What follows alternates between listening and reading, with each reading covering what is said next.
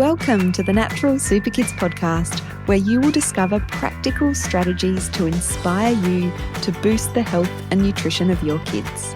I'm Jessica Donovan, a qualified naturopath specialising in kids' health, and I want to make it as easy as possible for you to raise healthy and happy kids. Let's get into it.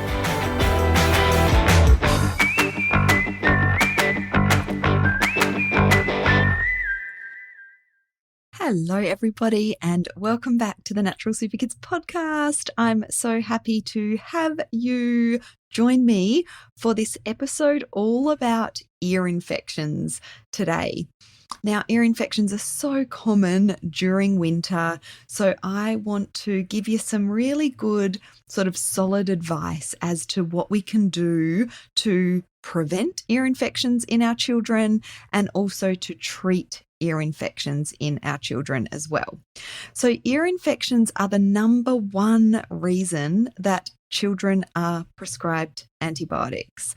But, and I'm so glad that the advice here is changing because the research shows that antibiotics are often ineffective for ear infections because most ear infections are viral in nature, which means that antibiotics that work to combat bacterial infection won't make any difference. And even if an ear infection is a bacterial infection, it's been found that ear infections will usually self-resolve.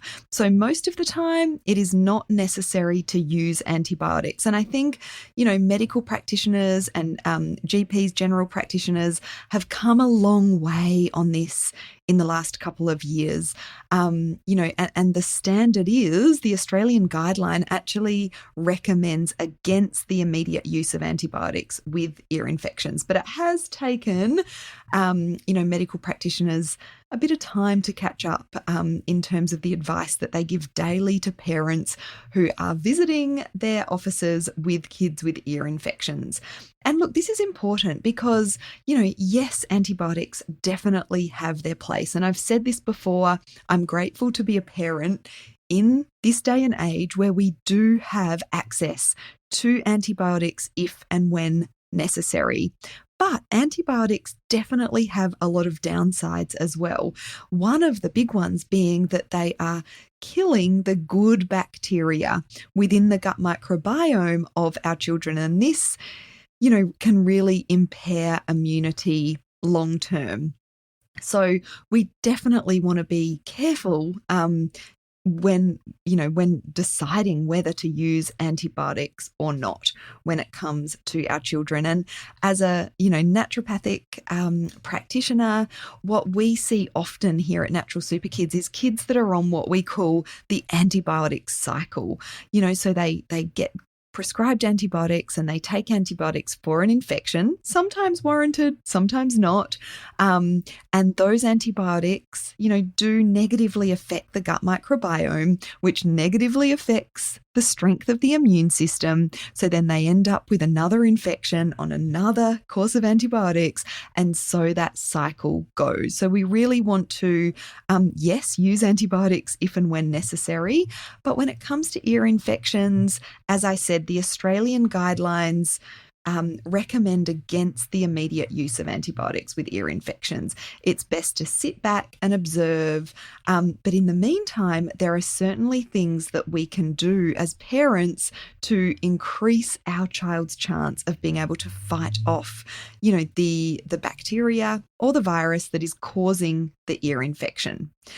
Another really common management strategy for ear infections, if they're recurrent, is grommets. So grommets are effective at helping to drain fluid from the middle ear, but they are essentially a Band-Aid solution. Yes, they can make a big difference in some kids, but the fluid is there because of inflammation and a reactive immune system. So draining it, yes, will prevent infection while the grommets are inserted in the ear. But they won't address the underlying cause of the infection, and we're going to be talking a bit about that today. And I feel like this has been a pattern in terms of the the topics we've been talking about recently. It's like, what can we do to dig a bit deeper and get to the underlying cause of things like ear infections, or over the last couple of weeks, we've been talking about enlarged tonsils and adenoids. So let's have a little talk about some of the common causes of ear infections, particularly when it comes to children who are prone to ear infections and those kids that just get recurrent ear infections. So the first one that I want you to be aware of is food allergies and sensitivities. So research has shown that up to 78% of children who experience recurrent ear infections have a food allergy or sensitivity. 78%. So this is a really important piece of information to know if your child is having recurrent ear infections. And I'll make sure there's a link to that research in the show notes. And the most common food intolerance that can contribute to ear infections is it's dairy, of course. It's so, like, whenever someone comes to me talking about ear infections, I'm immediately thinking, is there a problem with dairy in this child? And of course, we're looking for, other red flags, how the digestive system is functioning, if there's any gut symptoms, if there's any other things in that child's health history or current health picture that gives us some clues as to whether dairy is a problem. So other intolerances can be involved though, things like gluten intolerance, egg allergy or intolerance, citrus, but dairy is definitely the number one culprit. So if you do have a child with recurrent ear infection issues, think about cutting out dairy and see if that makes a difference. Of course, ultimately, you do want to be working with a practitioner to make sure that you are eliminating dairy fully and also still meeting your child's nutritional needs. For example, dairy, as we know, is a really good source of calcium, but you can still get enough calcium without consuming dairy. So this is where a practitioner can really help.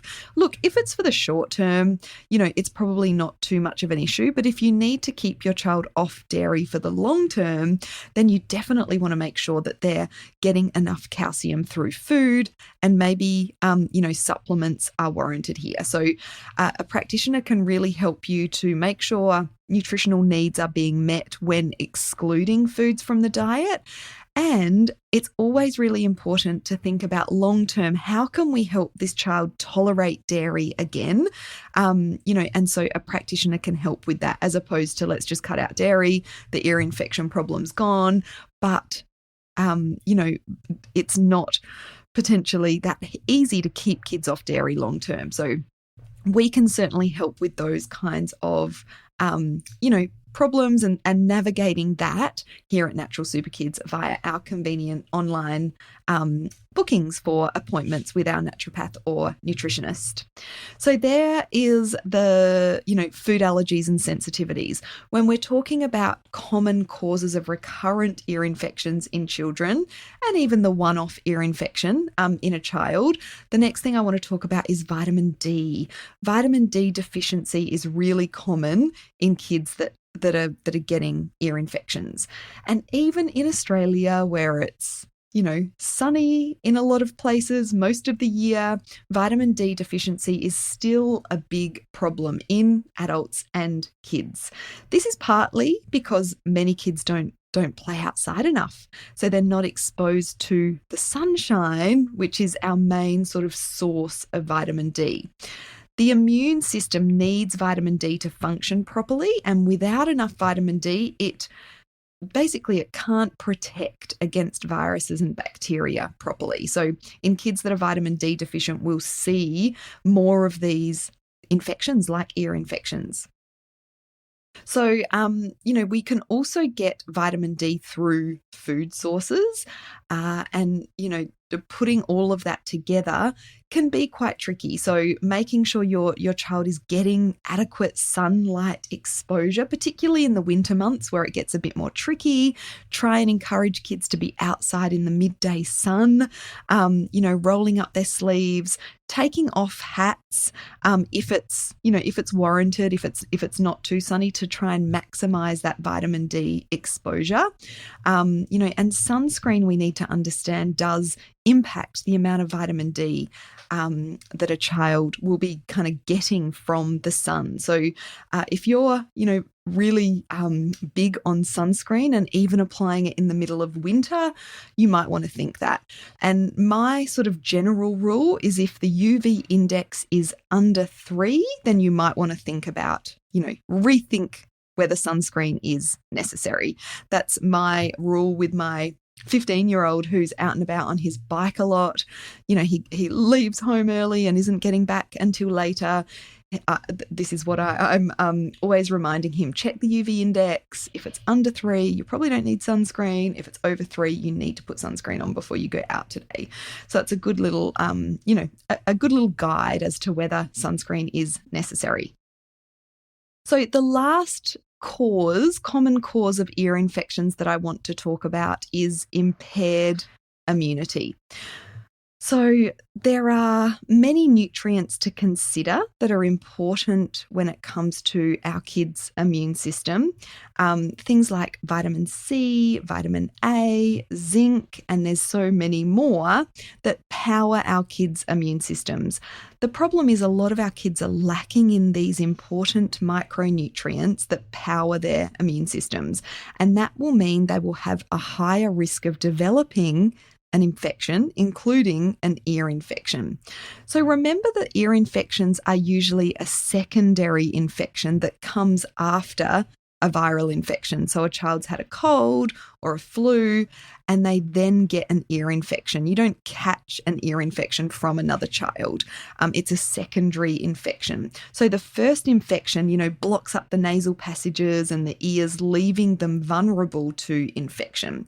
So using immune boosting strategies whenever your child has a cough or a cold or the flu will reduce the chances of it developing into an ear infection. So we want to support that immune system as best we can. And a little free resource that I want to mention here is our Foods to Boost Immunity cheat sheet. It's always a great idea to start with food, right? As opposed to going straight to supplements. And so if you download this really handy cheat sheet that we have, you can stick it on your fridge and really focus on getting more of these immune powering foods into your family's diet, particularly over the winter months. We want to power that immune system. The immune system is powered by nutrients, and if our kids are lacking in those nutrients in their diet, then they are going to be more susceptible to infections, including ear infections.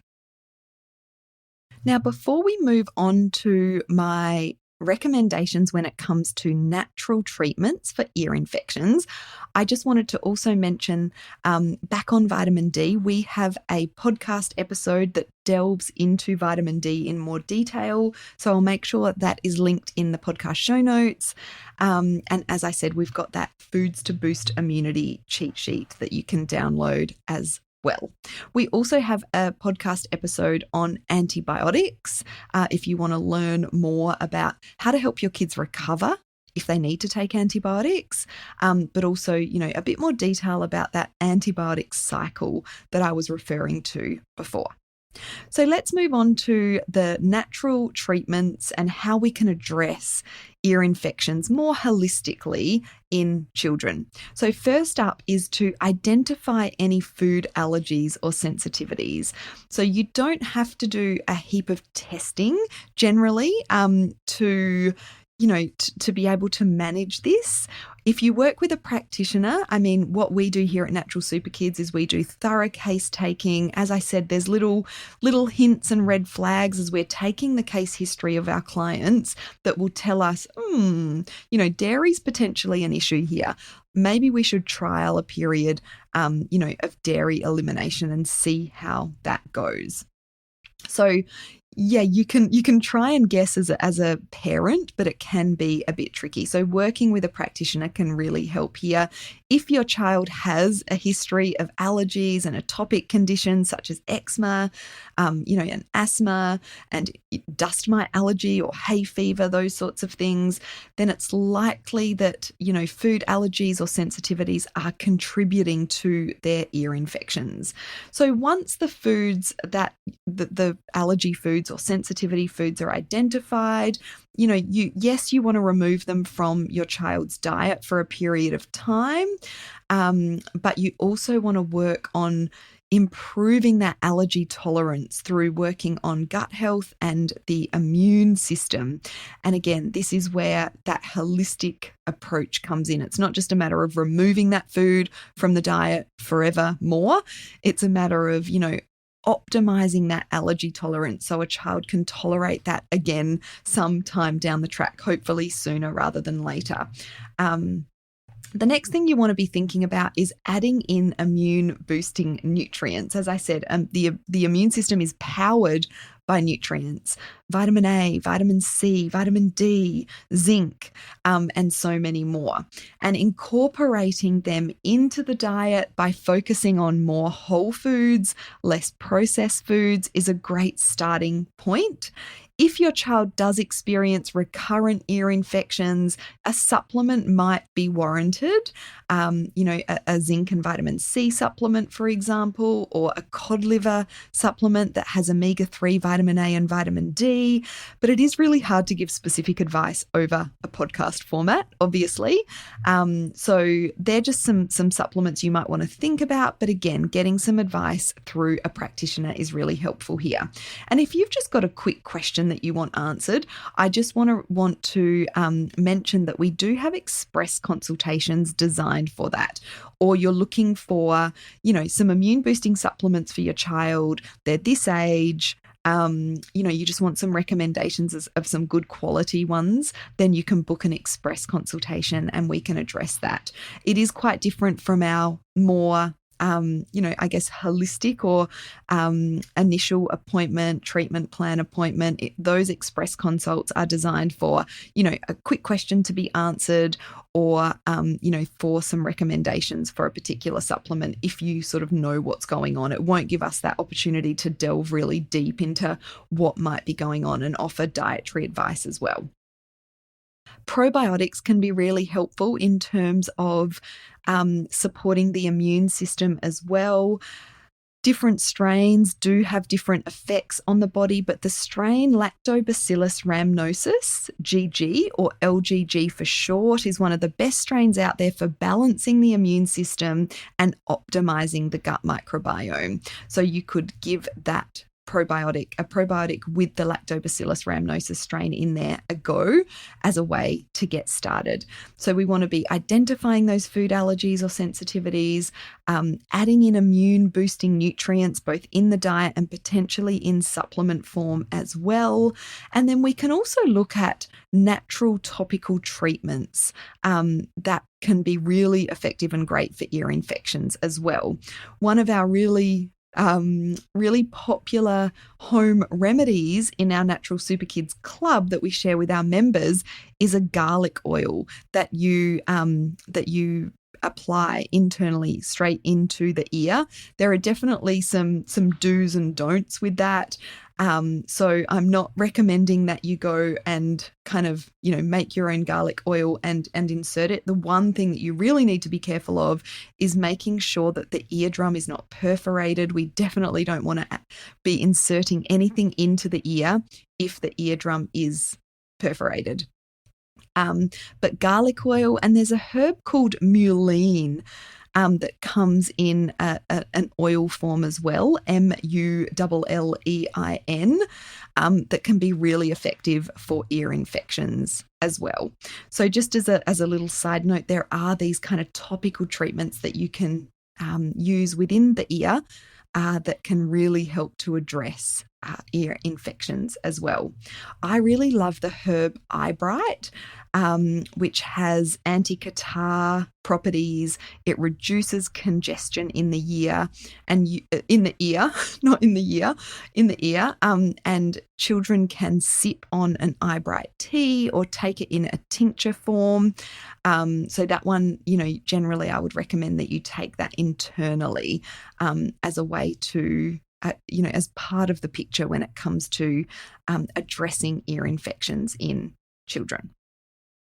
So I hope that's helped you think a little bit differently about ear infections and some of the things that you can do to help. Don't forget our Foods to Boost Immunity cheat sheet, and get in touch with us via Instagram if you have any particular questions on this podcast episode.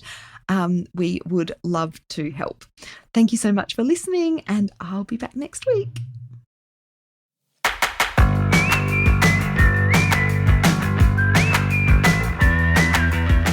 Thank you so much for joining me on the podcast today. Head on over to our website, naturalsuperkids.com, for the show notes for this episode, as well as a whole heap of inspiration to help you raise healthy and happy kids. I'll see you next week.